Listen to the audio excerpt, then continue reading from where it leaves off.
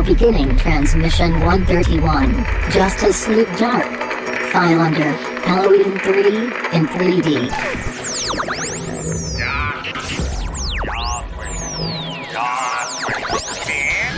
Come on, you fuckers think that just because a guy reads comics he can't start some shit?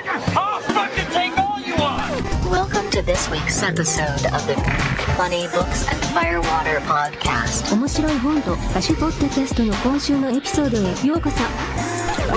Ignore her. She drinks. Each week a motley band of comic readers / amateur bartenders attempt to pair cocktails with comic books. 毎週漫画の読者の雑多なバンドはスラッシュアマチュア入札しようと漫画とペアカクテルバーです。 All while trying to not sound like complete morons in the すべ process. ての中にしようとして音ではないような完了プロセスで低能です。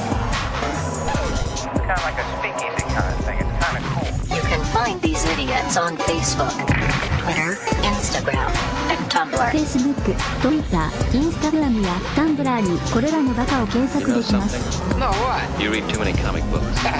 We now join Brian, Jeremiah, Adam, and Todd. They're used to curious sights which they attribute to alcoholic delusions. They may be drinkers, Robin, but they're also human beings.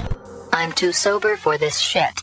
Here is a drinking game to play while you listen to this episode. Please drink responsibly, and don't take it too seriously.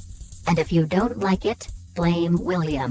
Take a drink anytime Mr. Porg decides to interject himself into the conversation.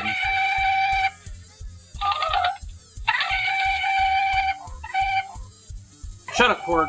You need to take a drink anytime Manny Bothands makes an appearance, and I get groans and fuck yous from Adam and Maya. Fuck Manny Bothan! Manny Bothan is pure genius. Take a drink anytime someone refers to me as the cum dumpster. Take a drink every time the Shame Bell makes an appearance.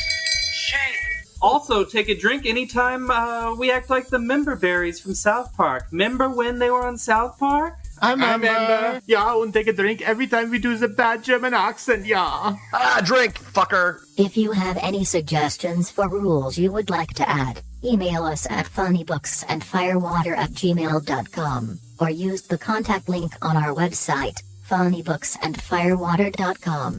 Todd, did I ever tell you the story about DJ Charisma? No. So I did grad nights several years ago. Amazing. I'm sorry. Yeah, no, it was so, and of course, because it makes complete and utter logical sense, the white kid from Utah always ended up on the hip hop stage. Don't ask me why. Absolutely. Yeah, because it was Wait. You have to have played 12 Inches of Snow. But I wasn't the DJ though. I was just doing the audio system, right? So I basically had to babysit there and watch kids grind at each other. But so we had we would run all night long, and so we'd have DJs would work in like 2 hour cycles and then switch out. And we had this DJ one night who had this promo.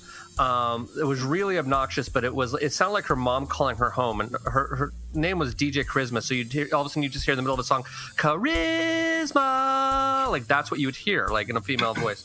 And I just noticed, I'm like, she's playing that promo a lot. Like it was almost like this crutch she would play when she didn't know how to blend two songs together. She'd play the promo between songs and stuff like that. Uh-huh. So I mentioned the stage manager. I'm like, this DJ plays this promo a lot. And so the next time she was there, I counted how many times. She did a 2 hour set and she played that promo 63 times. Oh. So she was averaging that promo once every 2 minutes. So basically she's playing it at almost the beginning of every single song.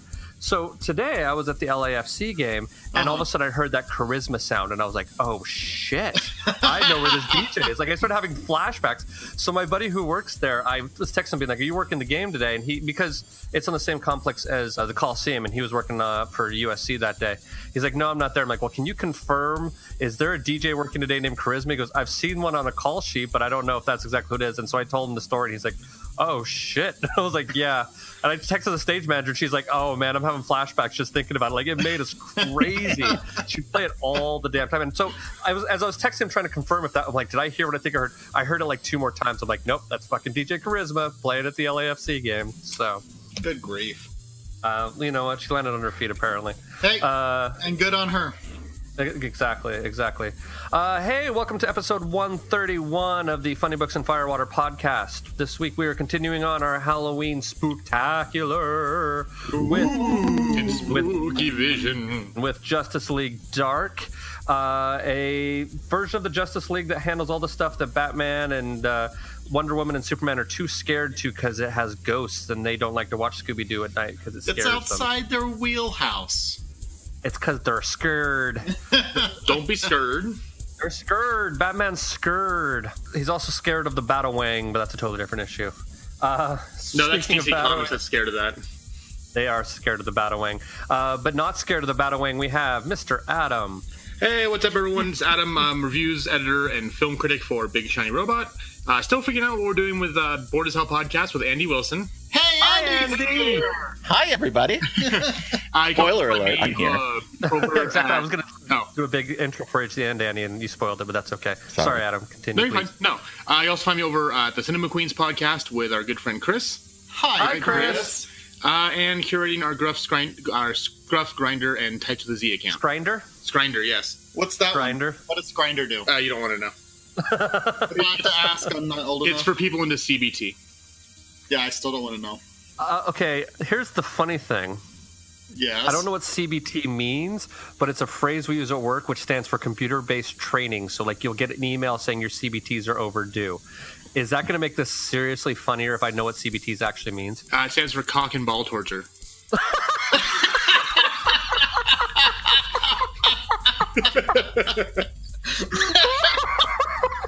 Oh dear, I broke Brian. Yes! That is the greatest thing I've ever heard in my entire life. I cannot tell you how amazing that is. Smile at work for years. Oh my god. Every single day at work when you say that, you're going to just smile and think of me.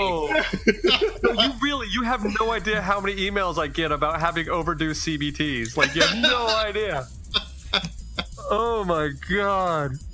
Sorry, I'm going to need a minute. That's the greatest thing I've heard. That makes me so happy. Well, good. I'm glad I put a smile on your face. See, this podcast is therapeutic for both of us. Exactly. And educational. I learned very educational. Yes. I learned something new today. Yeah, he learned something new today. It's Todd. Hi, I'm Todd. You can find me here as a panelist on Funny Books and Firewater.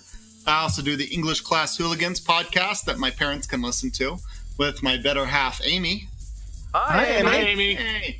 As well as our cat wrangler here. And I'm here in Salt Lake. If you see me, say hi. I'll look at you funny without comprehension, but I'll go hi and keep on walking. So, yeah. Awesome. And we have a very special guest today. He stepped in at the last minute to hang out with us, and we're super glad he did. We have Mr. Andy Wilson. Hi, everybody. I'm Andy Wilson. You can find my new project over at thehallofgreatness.com, and you can subscribe to that on iTunes. And you have a kick-ass logo, too. Oh, it is a cool logo. I like your logo. It's very cool. Yeah, it's pretty neat. I wanted to say something really quickly about English Class Hooligans, though. This is really cool. Okay. My daughter, who is 13 and in 8th grade, they are doing Macbeth for their school play. And so I listened to the most recent episode about Macbeth. So, what'd she think? Well, she hasn't listened to it yet. I'm going to have to listen to it. But we do discuss a production I did last year of it fairly significantly, actually. Well, that's good. Who is she playing? She's actually on the tech crew, so y'all are being really excited about that. So yeah, kindred spirits. That's what I do for a living. Exactly. That's fantastic. Well, cool. Well, let her. I mean, you know my contact info. If she has any questions or needs advice, by all means, let me know. I can help out. I'm pretty sure that the McCormick Middle School version of Macbeth will be a little bit less intense than your version, but I will let her know. Just a little bit. I'll let her know. So you're saying that the witches won't be naked? Probably.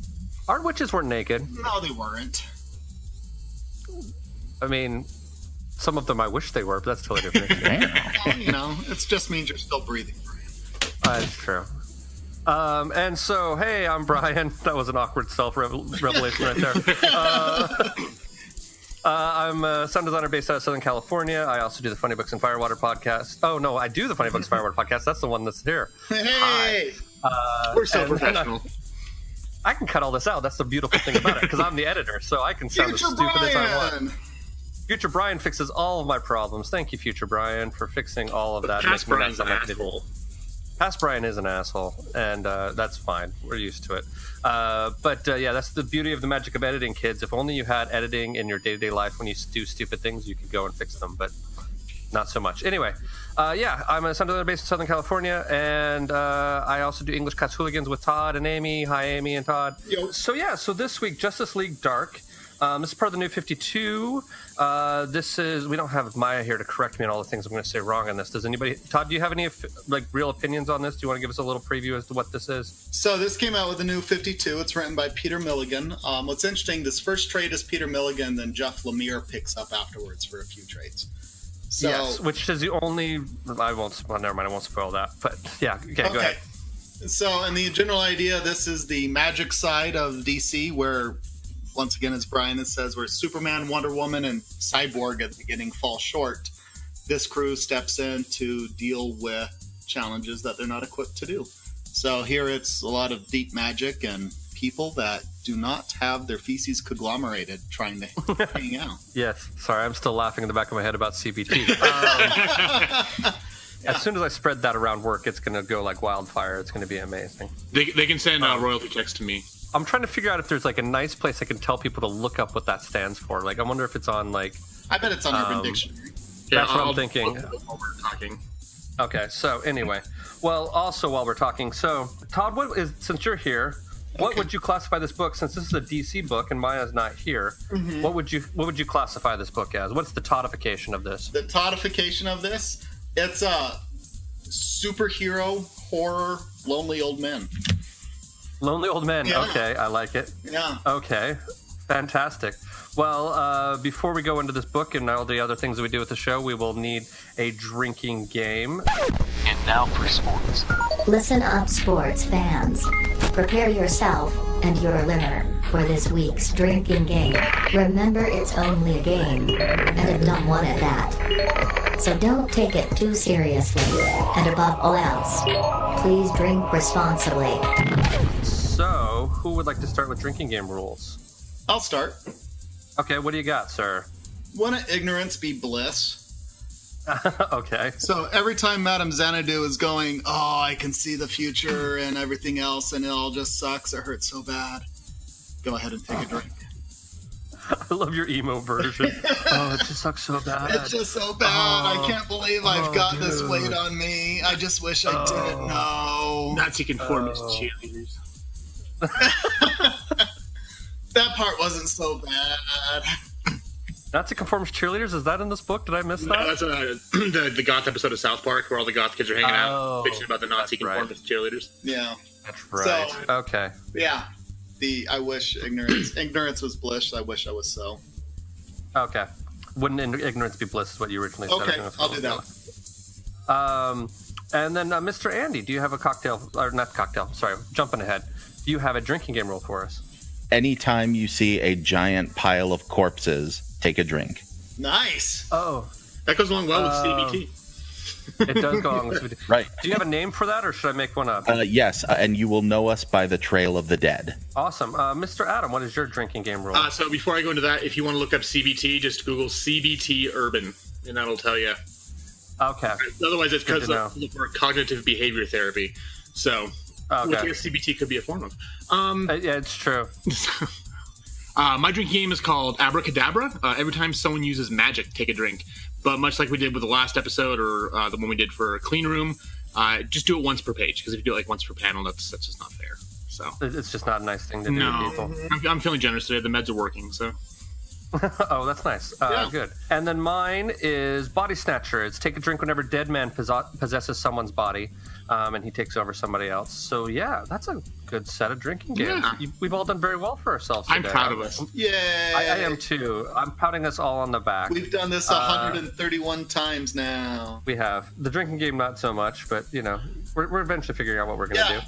So, this person was talking to me, and they wanted to check out our podcast, so I was like, okay, cool, I'd probably start with something from September of last year on, because we fine-tuned it a lot since then. Yeah. So he texted me, he's like, "Oh yeah, I'm listening to the one Dark Phoenix saga." I'm like, "No, that episode does not exist anymore. None of those episodes do. Get the fuck away from there." Now that we've retuned, it's just going way back. Well, it's we've gotten better. We've got a structure more than we had back then, and we're just a lot better now. We eventually figure out what we're doing. Absolutely. We're not pros like Andy Wilson, but we're No. But come on, no, that's not true. But it's like the first season of Seinfeld or the first season of Parks and Recreation. They're just kind of that's true. figuring out the space. First season of The Office too. I will throw in. Yeah. It just takes a while, and then you get a rhythm. You figure out what you're reeling for, and then boom, there you go. Note: the Hall of Greatness has not yet found that space. So I've recently started watching Parks and Recreation, and I have such a crush on Aubrey Plaza. I'm like on YouTube all the time, just watching all of her talk show appearances. Oh yeah, it's amazingly awkward, and it is awesome. She is the human equivalent of Daria. She really kind of is, and she had this one like external existential moment where she realized she took Irish dancing lessons for a while. And so it's like the whole point of Irish dancing is your arms stay to your side very still and you keep a very calm, flat, neutral face. And she's like, now that is going to follow me for the rest of my life. That's where she learned it. That's where she learned dancing. It was Irish dancing. That's right. So if the camera were to pan down in Parks and Rec, you would see that she's Irish dancing all the time. That's right, but face perfectly neutral. Okay, that's going to be my new thing of like just every time I see Aubrey Plaza, I'm going to imagine her step dancing. And that'll change every interview that she's ever done ever. I know, but it's amazing. That's true. Cool. Then let's jump into votes as to whether or not we deem it worthy, you, our dear listener, of going and hunting down this book and reading it for yourselves. We'll start with our lovely guest star, Mr. Andy. What is your vote? I vote yes. I liked it. Okay. Yep. Cool. Mm-hmm. Mr. Todd. Yeah, if you like DC and magic, this is the book for you. Mr. Adam? I'm going to go yes with reservations. I am going to second Adam's reservations and say that the only thing that's keeping me interested in reading the next volume is the fact that Jeff Lemire takes over. I was not particularly a fan of this, but I will be in the minority, which is fine. Well, no, we're split 50-50. Yeah. No, I mean, cause it's more 75. Well, no, I said yes with reservations. So, I'm on the same reasoning as you. So. Okay, well, maybe the same reasoning. We're about the same level, but yeah. Does anybody have any last-minute warnings we feel like we need to add to people before they jump into this book? Well, if you're thinking of seeing Batawang, have no fear. There is no Batawang in this. No, and this can be viewed by Mr. Kerry Jackson, who has a fear of the Batawang. Does he? That's funny. Yeah, and all Wang. Anti-Wang. Yeah. Yep. He's Wang free since '83. That's a lie. That is a lie. Also, this one, unlike the other ones we've done this month, this is, I'd say PG-13. You can let your teenagers read this. Mm-hmm. Just not like, it wasn't like the last couple ones where it was like, oh, there's dicks and pussy everywhere. So. Yeah, Clean Room was a definite no on that. I'm actually trying to come up with comic books to give to my mom since she at FanX was starting to show a little bit of interest in comic books. I'm like, okay, what can I recommend to my mother and not scare her recommendation. off? You guys gave me a few good ones, yeah. I think I have a few. I think also Unwritten, I think, might be something that she might be kind of into because she is such a reader. I think that'd be something that she was kind of would dig as well. So I'm putting together a list. Sure. Are you checking it twice? So cool. I'm gonna find out who's naughty. Mm-hmm. Well, Adam's naughty, obviously, and who's nice. Naughty. Can't you be naughty and nice? In Adam's world, you can. Is that like fire nice? Or something. I don't know. So, don't Google that one. Right now, so many people are upset that we're talking about Christmas things and it isn't even Halloween yet. Well, no, not yet. Here's the problem. In my job, I am dealing with Christmas 2 months beforehand. So, that's actually kind of the nice thing because we're trying to record these about a month ahead before Halloween, and that actually lines up more with my work schedule of dealing with a holiday a month before that holiday actually happens, rather than like actual normal people's holidays when they only celebrate Halloween in the month of October. It's a very strange phenomenon. So I think that we will basically have to go take a break, and we'll give you a chance to go read it at home yourself. You have been warned we will spoil it when we get back, so just so you're aware that there will be spoilage aplenty. Enjoy the read. Go read, and we will see you on the flip side. If you have yet to read this week's book and would like to read it now, press pause. Go ahead. We'll wait. Hi, everybody. This is Matt. And I'm Trevor. We're the co-hosts of the Nighthawks podcast, a movie podcast for people who like to stay up late. We've just joined the Hello Sweetie Podcast Network, expanding our podcast empire and bringing the world to its knees. Take a seat in the Nighthawks diner with us. We're going to talk to you about movies. We've got new movies, old movies, movies we love, movies nobody loves. You can find us on Stitcher, iTunes, and at nighthawkspodcast.com. Hey, that was pretty good. Do you think they'll listen? The good ones always do. I'm nursing a hard cider, but it's just 14 proof. Literally, he put like a nipple on it and everything. I know. Really? So just prepping for the kid coming, I'll say, what about my turn? Yeah, Amy's going to be receptive to that. That fresh mother's milk. Right, mother's milk right there. Get a gun and name it Vera. Do the whole bit. Did I ever tell you what my mom used to do when she... This is going to sound really bad. I need to finish the story off quickly before people get weird ideas.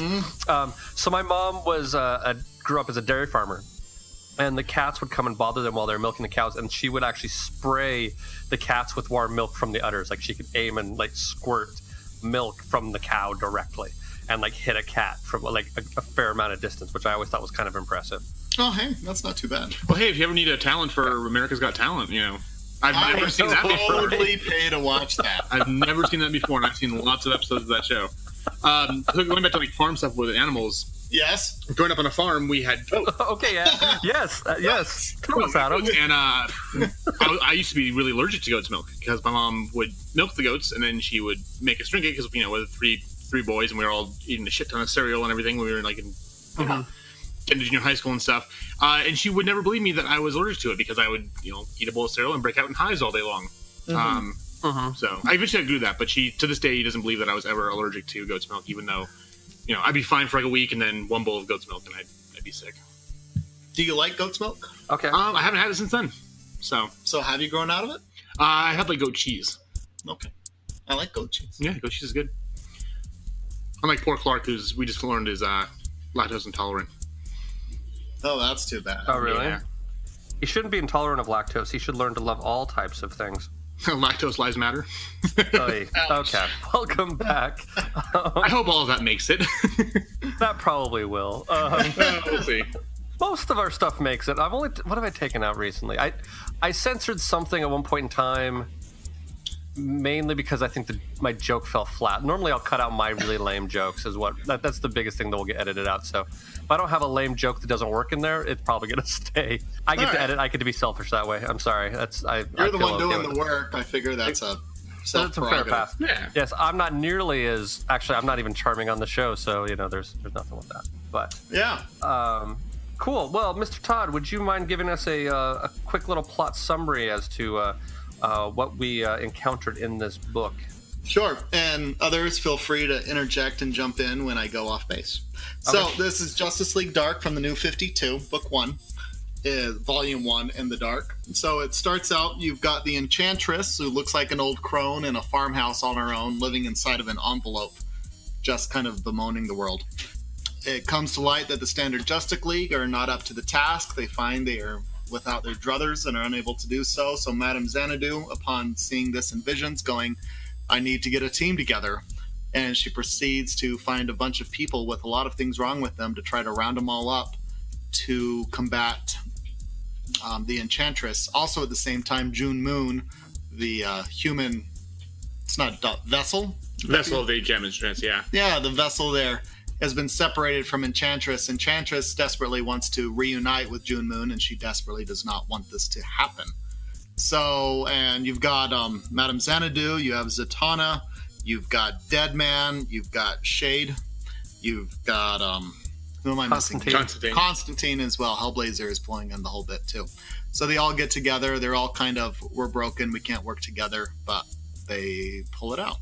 Well, Andy, as our guest, what are your thoughts? So I like any time when you can take the big three of the Justice League and you have to sideline them for any reason. And so that's where I started with this book. And I like the idea of, oh, hey, Superman showed up and he got his ass kicked by a bunch of like flying witches' teeth. Yes. It's like, which is A, gross, and B, kind of cool.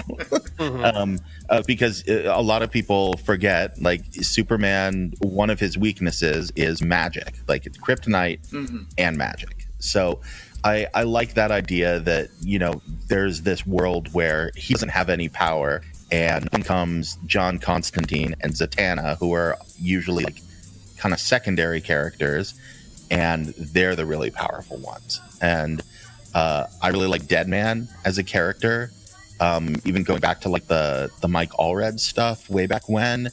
And so, you know, I think this book is kind of tailor-made for me because I have an affinity for those characters, and I like sidelining the major Justice League books. I like DC stealing lines from Thor as well. Where was that? What are they stealing lines from Thor? So at the opening of the book, when it's the Holy Trinity are fighting Enchantress, and Wonder Woman says, "Magic is just science we don't understand yet." Oh yeah. Oh, nice. Yeah. Nobody remembers the Dark World, Adam. Come on. No, the very first Thor movie. Oh, was that the first Thor movie? The one where it looks like Thor got had plastic surgery. Like, go back and watch that movie. He looks fucking weird. Like, we watched it the other night, and I was like, that just does not look right. Oh, poor Badger. I heard Badger in the background. No, that was my dog. That was Charlie. Oh, I'm sorry, Charlie. Poor Charlie. Poor Charlie. I'm sorry. Mr. Adam, you had some reservations. What were your reservations about this? So, the one nice thing with this is that I do know who, like, John Constantine is. I know who Zatanna is. So it was kind of nice that with, like, Shade and Deadman and some of the characters I wasn't familiar with, that they did a really good job of introducing them. So I'll say that it was nice to kind of see what their powers were, how they worked. My biggest reservation with this is that, like you said, Brian, like, you want to see what happens next when Jeff Lemire takes over. And at the end of the book, I really did want to see what was going to happen next. But at the same time, parts of it felt like it was a slog to get there. And when you find out at the end, like, Xanadu did all this just to get them together to show, hey, we need to go stop this, it kind of felt like Deus Ex Machina, kind of like everything that happened didn't really happen for a reason. Like, it kind of did, but it didn't. And it just kind of felt like, when you're a kid and you think you're writing a short story, and you have the brilliant idea to go, and it was all a dream. It's like, it felt like what they did didn't have that big of an impact. Like, yeah, Xanadu pulling June out of Enchantress, and then and then we had the tropes of everyone has to hate each other and fight first, and now we're not going to get along, but we'll tolerate each other. Obviously you've got to have that foundation, but for me it's almost like, why didn't we do this like in the first 2 books or 3 books, and then start a new story and kind of finish it off with, like, hey, we're a team now, we're a begrudging team, but we can go fight a big bad now or something like that. Whereas it just kind of dragged out for a bit, and it seems like that they padded it with just filler that wasn't needed. Yeah. That's really fair. That's a really fair critique of this. I agree. Because I didn't dislike it at all, but it was a fun read. I do love Constantine with the TV show and everything else, and actually I kind of like the movie, and actually it's one of the best movie games they've ever made for PS2. But yeah, it felt like there was just a lot of fluff. I guess that's the word I'm looking for, is fluff. And the slog aspect of it is really what I felt like. I had a hard time getting into this book, and I'm not exactly sure why. And just every once in a while, we come across the book on the show that I just have a hard time getting into. And sometimes when I can't, you've made a very astute analysis is what I think probably my issues are. I just had a hard time slogging through it, and I couldn't quite put my finger on what it was I didn't dig about it. But I think what you're saying makes a lot of sense. It felt to me, to a certain extent, kind of about like some of the slower issues of X-Men that we've read, where it's like it's almost too many characters trying to do too much stuff and and that was just sort of what I was feeling like it was. But I think your analysis is probably more correct as to what I think is actually going on, for me at least. Yeah, because it took me 2 days to get through it. Normally I can tear through books, even books I'm not really a big fan of, I can read in a half hour. But yesterday I got like halfway through, and then I was kind of like, this isn't really going anywhere. So, and see, I didn't know that originally know that June, the character of June, was the vessel for Enchantress. So that was kind of interesting for me to figure that out in the end when she has that nursery rhyme stuck in her head that Xanadu put there. But yeah, I kind of had to stop in the middle and come back to it later, earlier today, because I just kind of lost interest. It was like, this is whatever. So. Yeah, I think that's fair. I mean, and because you guys called me in kind of late on this, I downloaded it on Comixology, and I read it in like an hour because I was just like, I got to get through this because I have way too much stuff to do. So I think because of that, because I was forcing myself to read really quickly, it felt like less of a slog. So Adam, you're really convincing me that maybe I'm wrong here. So what I will say, what I really enjoyed about this, though, is with the new 52, DC did a huge redesign across the board. Some redesigns were welcomed and others less so. But all in all, I think there are a lot of the redesign they did with these dark characters, like even Zatanna, she's more traditionally in like black fishnets and a Playboy bunny costume. Yeah, right. And in this one, I mean, she's still wearing her bustier, but she's got long leather pants on. And you look at these others, and it's I thought the characters here were updated quite well while still paying their nice homage to their past selves. And in general, I thought the art was quite great. When Magic and all the whirly-loos were going on how the frames were broken up and tied in and the whole world was starting to waver and blend and not showing what was where, I thought artistically this was really a fantastic I didn't have execution. any problem with the art. The art's amazing. I love the art in this. I just... Yeah, and I'm with you totally on the redesign, too. I always felt that about Zatanna. I'm like, she's one of the most potentially powerful people in the DC universe, and she looks like fucking clown shoes. And it's like, why does she look like a magician's assistant? She's not the magician's assistant. She's not the Doctor Strange of this universe, but she has magical abilities like on that level. Like if they're like, who's the most powerful magician in the universe? She's one of them up there. And I felt like this finally lets her be an adult rather than like, I don't know, sex kitten magician's assistant, which I never really understood that.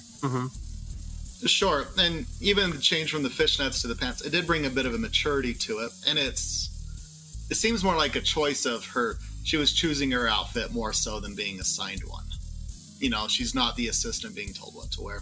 The other thing I really loved about this, just this whole Deadman and his relationship on how he's just, all he wants is a little bit of loving, but since he's dead and he can't physically get there, he possesses other bodies, and he just keeps screwing things up. So the guy can't get a win to save his life, and yet he knows it.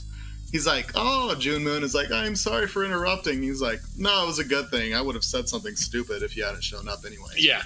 That would have made things worse. I will say, that part of it I actually really did enjoy. I kind of liked a little bit of that. I thought that was really interesting. And it was one of those interesting, like, I mean, maybe because I read a lot of Image comics, but like I kind of like those like personal issues when you're not being a superhero of like, you know, oh yes, I can save the world, but you know, my significant other I can't really touch. You know what I mean? Like you don't think about, like on a normal day-to-day basis, you don't think about that. You just think about the powers and sort of, I like the ramifications of their powers sort of taking a little bit of focus throughout the course of the book. So that was something, an aspect of this I actually really enjoyed. I like when Deadman tries to pull a George Costanza and is like, I'm going to take over June Moon and be like, hey, girlfriend, you didn't want to make out with me in that other body, but what about this? And then the next frame goes and he's just like, damn it. Yeah, I know. Yeah. See, I really enjoyed that characterization and going, I don't know who this Deadman is, but I like him. And I think they executed that really well. Because what they did do well, and going right here, and I understand it can be a slog, and I felt that too, but it's going, here's a cast of characters, some we might know, many we don't. And you've got Zatanna temporarily because at the beginning you've got the Cyborg, Wonder Woman, and Superman get their ass handed to them. And then Batman's not there, and he's like, oh, I'm ready to go in with you, Zatanna. And she says, I don't think so. And then she sidelines him as well as they're off doing their own thing. So you're eliminating the big guns, and you're having all these side characters, and let me tell who you are. You even got the Shade with his vest that changes reality and whatnot, and he's trying to create this girlfriend, and even he can't keep a relationship of a girl he created himself. And that sucks. And you're like, dude, that's lame. So I understand the slow and the fill, but at the same time, I really got to feel I got to know a lot of these characters going on here. And I'm like, I kind of get how you're all broken. So question, so I'm not as familiar. I know who Zatanna is, but I'm not really as familiar with her. I know her more from playing the DC Online game. Sure. Is her way of doing magic spells always been to say the words backwards? I think that's how it's been portrayed. I haven't read a lot of Zatanna, to be honest. Okay, because that's just kind of gay. But do not read the Bizarro World books. Yeah, and I know her more from like the animated stuff. Like, why don't we just do Pig Latin? So if you're having a tough time with Zatanna writing, avoid the Superman and Bizarro World books, because then you'll really be upset. Yeah, I've only read one Bizarro Superman, and that's because it was illustrated by the same guy who does The Goon, and that's the only reason I picked it up, and it wasn't great, to be honest. So, wrapping your head around how that works, and you're just like, this is such a chore and an exercise. Yeah, and I do want to say the first issue did take me a while. Mm-hmm. The way that it was being told, I'm just like, okay, are we gonna get to this? Like, what's going on? Like, we've got Madame Xanadu like talking in riddles and setting all these things up. It's like, okay, what are we gonna? Can we get on with it? Get on with it, please. Please get on with it. Get on with it. Sure. Get on with it. Yeah, I know. So I definitely feel that, but again, I like the characters, and I felt enough investment with them to like it. And again, seeing Superman get his ass kicked is always kind of fun. So that's true. I'll slog through some weird storytelling if you feed me that in the first 20 pages. Well, now seems about as good time as any to jump into cocktails, if everybody's ready for that. Yeah, definitely. Mm-hmm. Behold, we finally fulfill the second half of our title and make with the fire water. Alcoholics transform! We need to get these bitches drunk. That's your spells, boo! Cool, then Mr. Adam, what is your cocktail? Okay, so mine is actually kind of it's a party punch. You know, it's for Halloween. Yeah. Mine's called the Enchantress. So what you do is you take a pitcher, you add 2 cups of boiling water, 1 package, 6-ounce package of lime gelatin. You stir that until the gelatin all is melted. You add 3 cups of chilled pineapple juice, 1 2-liter bottle of lemon lime soda, 1 2-liter bottle of ginger ale, and 2 cups of vodka. You stir that around, let it chill till it's about room temperature, and then you pour over ice. And it's like a nice little like lime green like witch's brew type thing. Oh, nice. I like it. All right. You put some dry ice in there and make it all spooky and stuff like that. Spooky. Mr. Todd, do you have a cocktail for us? I do. Mine is I found it's called Deadman's Mule. So I thought this is perfect. Okay.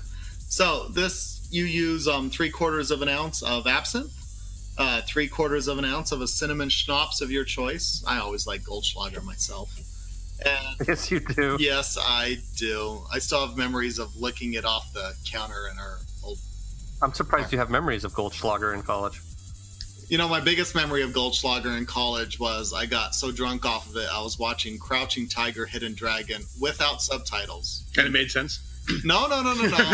It didn't make sense, but I didn't even care. And I was just thoroughly enjoying myself while doing so. But back to this. And then you also add a 3/4 ounce of almond syrup. It's the Orgeat. And then just... Orgeat? Orgeat. See? Thank you for correcting my speech.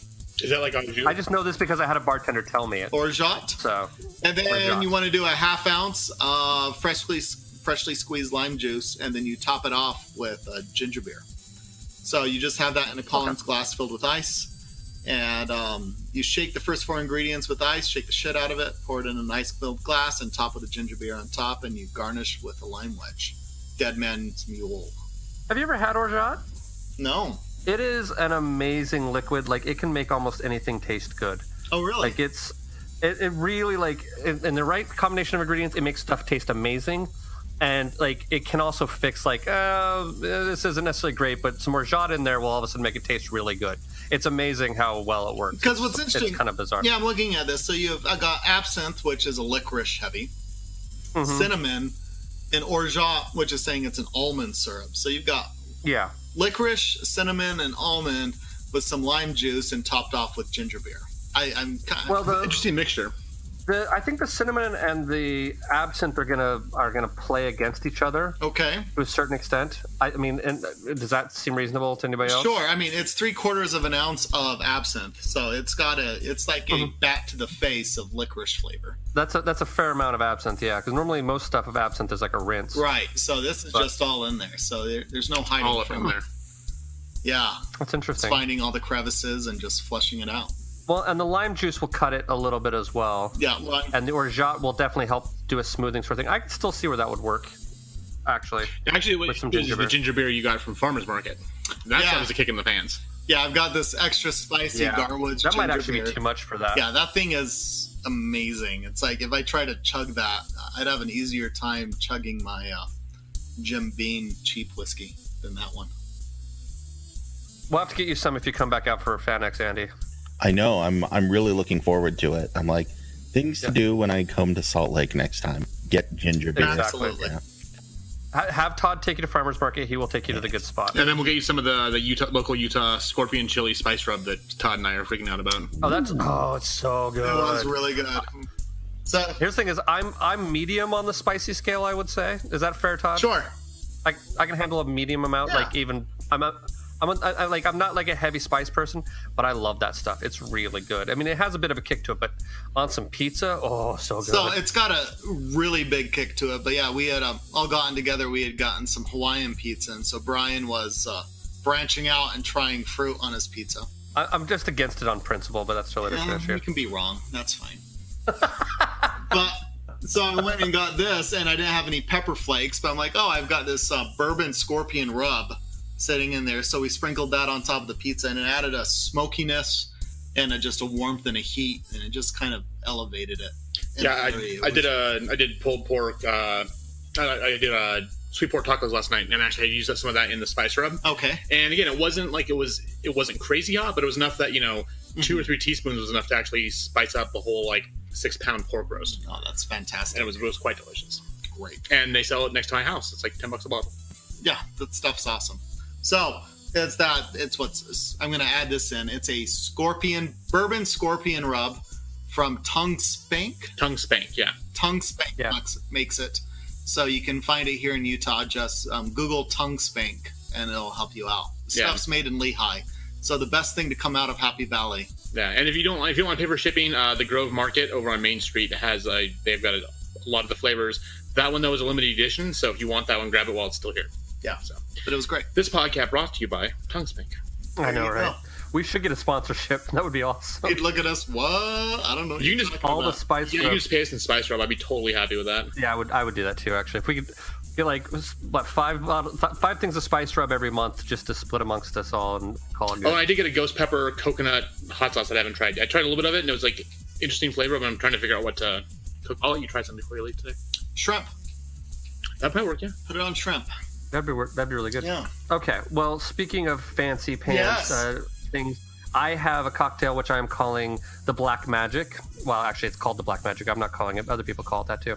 It is 1/4 cup of ice, a 1/2 cup of orange juice, 1.5 cups of vodka, 1.5 ounces of vodka. Wow, that was a you very can do 1.5 cups if you powerful drink. I was like, 1.5 ounces of vodka, 2 drops of black food dye, a 1/2 ounce of triple sec, orange slices to garnish. So you pour the orange juice and the triple sec into a cocktail shaker with ice, cover and shake, and then strain into a glass that's half filled with ice.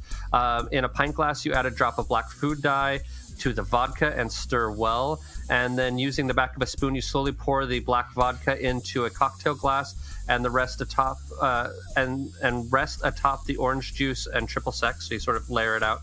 And then there's this extra ingredient. If you want to get real fancy about this, you can use a cotton swab to paint the orange slices with black food dye. So you have a black orange as there as well if you really want to, but not necessarily required for this. And then, Mr. Andy, if I know anything about you, I know that you probably have a mocktail for us. No, I don't. Sorry. What? I got nothing. Nothing? It's John Constantine. Just pour yourself whiskey. There you go. Okay, I got it. I do rather enjoy, though, Brian's Halloween-themed screwdriver. That thing sounds fun. That's a good way of describing it, actually. Yeah. Why? Why did it get a bell? That was for Andy. Oh, shame. For what? For his for the booze? Give me more than a couple days, and I'll come up with a mocktail. Sorry. We're just messing with you, Andy. We can come back in a couple weeks, and I'll have something. But apologies. I'm just shocked that we got booze out of Andy. Yeah, no, I'm So, Andy when I endorse you drinking whiskey to enjoy John Constantine. I'm totally down for that. I have my own personal recommendations for whiskey when it comes down to it, but I don't think John Constantine would drink anything that fancy. But you have to go with like the High West campfire, because since John Constantine smokes so much, you get that smokiness coming. That's kind of what I was thinking, actually. Right. Yeah, cheap whiskey. None of that. No, don't waste your single malt. Just get wasted. Yeah, and that's the thing is John Constantine would not spring for High West, I don't think. He's an Evan Williams man, if I ever met one. Probably, or a Jack Daniels. How much is that plastic candle on the bottom shelf? I'll take that. Yep, pretty much. Cool. Does anybody else have anything they want to discuss before we go into final grades? No. I think we did it. The art was awesome. The writing, there was times of slowness, but I think it did a great job of introducing the different characters we are less familiar with. And cool. It keeps going. And Lemire takes over, and Peter Milligan only does this run. Well, then let's go into final grades. Jamie, school is never a waste of time. Since we have 15 minutes until recess, please put down your pencils and stare at the front of the room. It's report card time. It's report card time. It's report card time.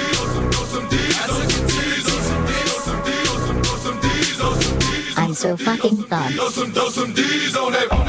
God, please, no! No! No! No! There is a new grade that I had discussed with Todd that I think I want to throw in here, but I will give it to you last, but I'm going to give you a chance to think about it. All right.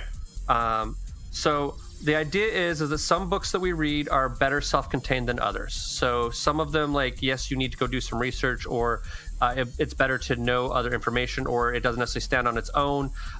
Like in the case of Clean Room, it would have been maybe better to have read the entire series of 3 trades rather than just the one to get it. So how self-contained the book is the extra grade I'd like to add in, but I will come to that last before final grades. So just be thinking about that in the back of your head. Does that work for everybody? Sure. Yeah.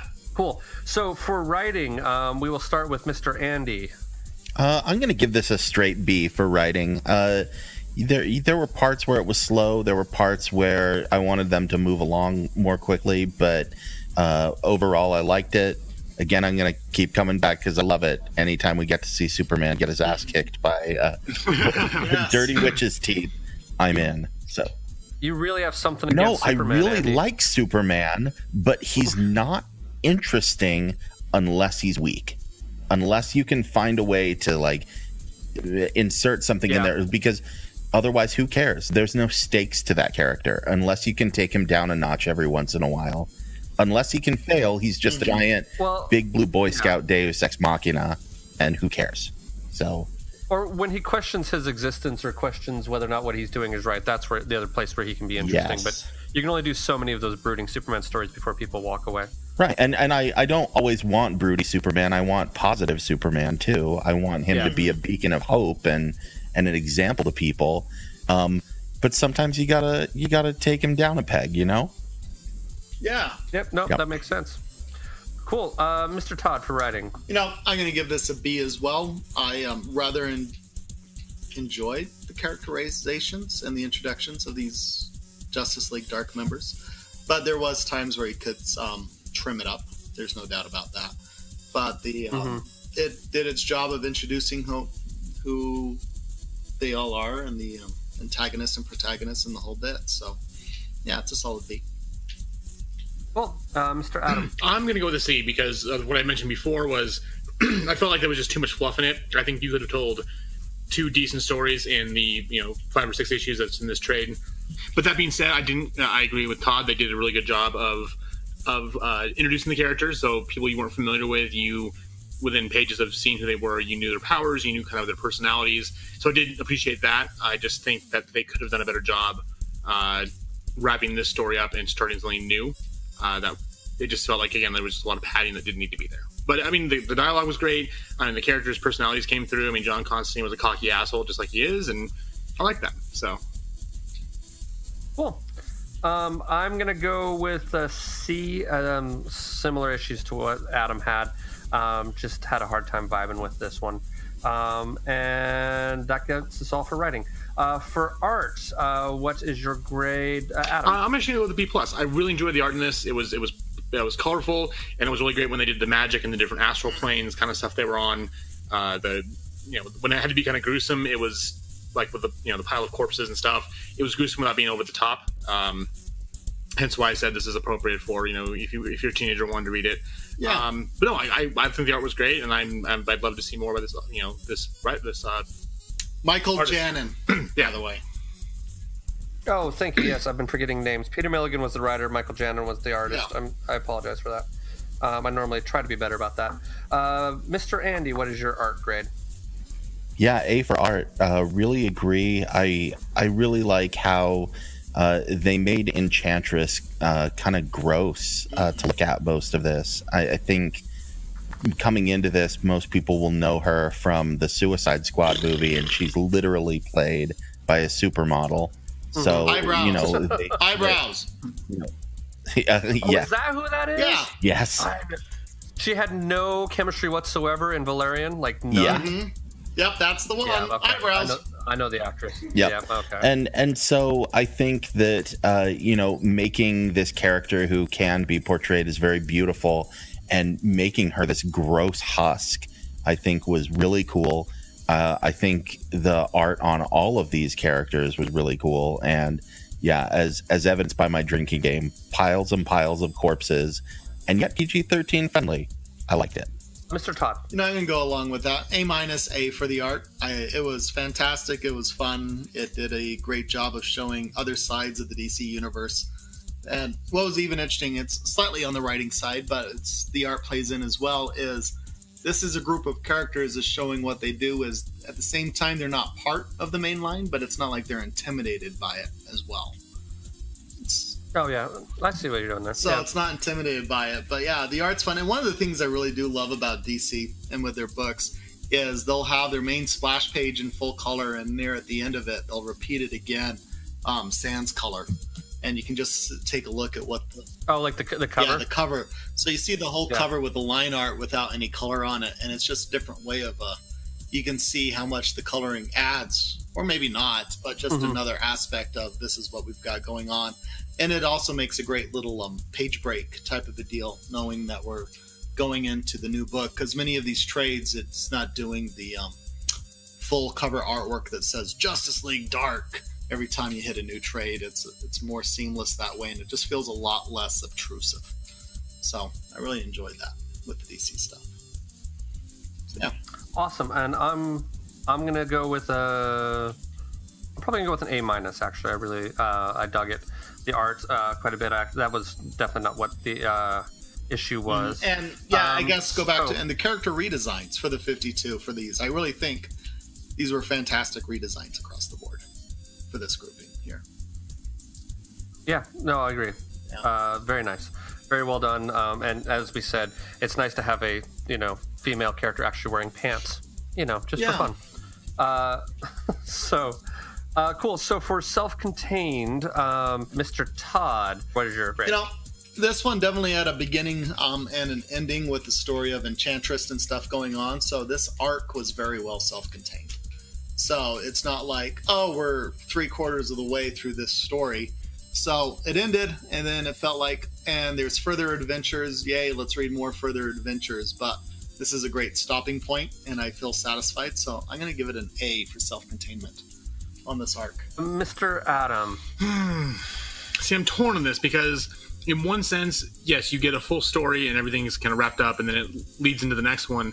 But at the same time, I'm only really interested in what's coming next. So I'm going to go with B, because if you were to just read this and nothing else, you at least know where they came from. You get everything under one banner. But it still feels like it's only part of the story, and obviously with comic books, you're going to go through and have this went on for however many issues, and there's longer stories. But yeah, it was an intro, it was like an intro movie. It was like it's like a springboard to the next one. Yeah, and origin story. Yeah, and maybe I think with this one it might have been more needed because people aren't as familiar with these characters, but I kind of wanted more. So yes, is it a self-contained story? Definitely. But I feel like it could have, they could have maybe done more with it. So. Okay. Mr. Andy. Yeah, I'm going to B, and for a lot of the same reasons that Todd and Adam said, but also because I think that even then, there's a little bit of a barrier coming into these characters. I think if you've never heard of any of them before, this is a little bit hard to follow, because you're like, wait, what is up with all of these people? And even as a casual DC fan, there were, for me, it was hard, like, following characters I knew almost nothing about, and I'm like, wait, I want to know more about Shade. Like, what's up with that? And so I almost was looking for even more of the backstory as well. And yes, and I was more interested in the story that was going to happen right after than the story that we got. So it's like, yeah, it's self-contained, but there's also a desire to know both what happened before and after, which you could argue is what a good comic book should do. But still, so I'm going to go with a B. I'm going to probably stick with a C as well, for pretty much all the same reasons. I don't really have a whole lot to add to what everyone has said. So let's do overall grades. We will start with Mr. Andy. Yeah, B+. I think the art is better than the story, but I really liked it. And if you're a DC fan, if you're just looking for something that's, a PG-13 thrill around this time of year, I think this is a great book to do it with. So, B+. Adam, what is your final grade? I'm going to go with a B-. I said that I do want to see what happens next. I loved the artwork. The writing was well done, but the story and the plot line, I had pacing issues. So that's why it's kind of knocked it down. But that being said, they're interesting characters, and it's not a bad book by any means. It's just not one that's like, immediately rush out and go read it. I'm going to go with the C+, just slightly below yours. I'm more interested in reading the next book based on the fact that Jeff Lemire wrote it. And I think it was a bit more of a slog for me than I really wanted it to be. And Mr. Todd, what's your final grade? No, I'll give this a B+. I enjoyed it. It was a lot of fun. I'm really an art guy in a lot of ways. I do like a great story as well. And it just has me wanting to read more. So yeah, B+ for me. Okay. Well, I actually, just for fun, I decided to try to calculate out our grade point average. Yeah. And that actually gives us a B- grade point average of 2.9. So just underneath the B grade. So our average grade for this, B-. Yeah, I was right. I just decided to try to figure out if I could calculate it just at one point in time while we were doing this. And actually I can. So there you go. There's a new useless skill that I have developed. Go math, hooray. It's fundamental. I'm doing a thumbs up sign. You can't see that. Math. It's wonderful. Cool. So preview for next week. Next week, I know we talked about it last week as well. We were fortunate enough to get some time to talk to our writer of next week's book, a guy named Doug Wagner, who wrote Plastic. Plastic is super fun. Basically, the gist of it is, or the nice little sales point that I give to everybody is that there's a serial killer who is retired because he's found the love of his life. And then when a guy steals the love of his life, he has to go on a killing spree again to get the love of his life back. But there's one little thing you need to know. It's the love of his life is a plastic sex doll named Virginia. And that's the beginning of where that goes from. And we have an interview next week with Doug Wagner, who wrote it. He will... we talked to him at FanX, and we will have that interview towards the end of that episode. Yeah, we recorded these out of order, so we've actually already recorded that episode a couple of weeks ago. And not to spoil a lot, but we all pretty much liked it. So, yeah, not to spoil it all for you, but that's where all that is. So, join us next week for that. Well, now I don't want to listen to that at all. Jeez. Actually, you're giving me an interview with the author, and you're telling me you liked it? Yeah. Not interested. Here's the question. Is it at the same level as some of our other gold standard books? That's the other question you'll have to listen to find out, is how much we liked it. I might have spoiled it a little bit there, but we'll see how that all goes. So, who has recommendations ready for us? Mm-hmm. Oh, I do. I do. And on point. There is an animated film of Justice League Dark, which is a good little companion piece to this. Fantastic. You've also got Zatanna and Constantine in it, but it's them and Batman. And essentially, it's kind of the same idea. The entire rest of the Justice League goes down due to dark forces, and Batman's like, oh, I guess I better recruit a bunch of miscreants to help me take on this magic stuff that I don't really believe in. And there's a lot of fun kind of X-Files type skeptic versus believer stuff with where Batman is definitely playing Scully, and Zatanna and Constantine are kind of the Mulder who are in this world, and it's a lot of fun. DC's animated films are generally very good. I quite enjoyed it. I liked it even a little more than this book. So if you're looking for something that is a movie film, you can go check that out. Cool. Nice. Mr. Todd, do you have a recommendation for us? Yeah, actually, I have two. The first one on here, so this Justice League Dark New 52 series started and ended. They've announced a new one coming out called Justice League Dark. Snyder's not writing it, but it comes out of No Justice. Except the lineup for that one, it's going to be Zatanna again with Swamp Thing, who looks a lot like Alan Moore now, Man-Bat, and Detective Chimp, but the group will be led by Wonder Woman. So that's a lineup change for you.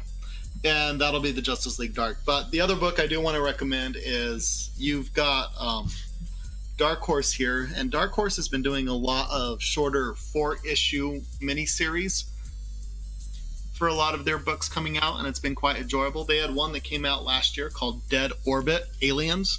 So it was written and drawn by James Stokoe, Stokoe, so I think that's how you say it.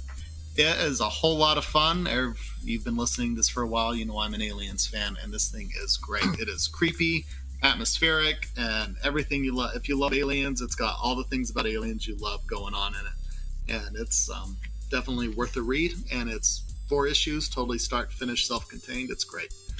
Yeah. Well, and we did Alien Defiance last year for Halloween and actually really liked it. Yes. So, and when you the second... Oh, good. And the second half of it actually came out shortly after we recorded that episode. Mm-hmm. So I actually got to finish the series. But yeah, that was actually a really good run as well. So. And that's what I brought you when you're on your little hospital stint.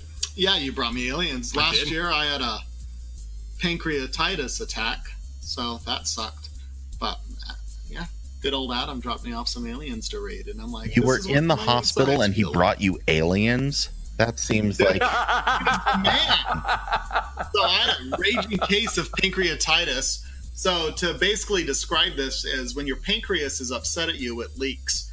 And the point of the pancreas is breaking down proteins for the most part. So I had a leaking protein breakdown organ. So it was trying to break down my organs. So it was like I had a mini case of Ebola going on. Right. Mm-hmm. It was fun. It was not fun. I had all the opiates in the state of Utah for about 3 days, and that's saying something because in this state we've got a problem. Yeah. But yeah, that was amazing. But yeah, you brought classic Aliens over here. It was a whole lot. It was great. I enjoyed it. So yeah. It just seems when you're recovering from that, you would not want to think about things bursting out of your chest in pain. But far be it from me to say. I'm glad you recovered well with Aliens. Oh, I am too, man. While I was within the fog of war on that, it was, nothing much was going on. They're like, you want to watch TV? No. You want to do this? No. How about your phone? I don't care. It was like 3 days of me just going, when am I getting my next dose? And then it got better. And they just left me alone, and they just had me doped up, left me alone. And that just cost me $50,000. So that was great. Nice. Yeah. There you go. Like it does. Like it does.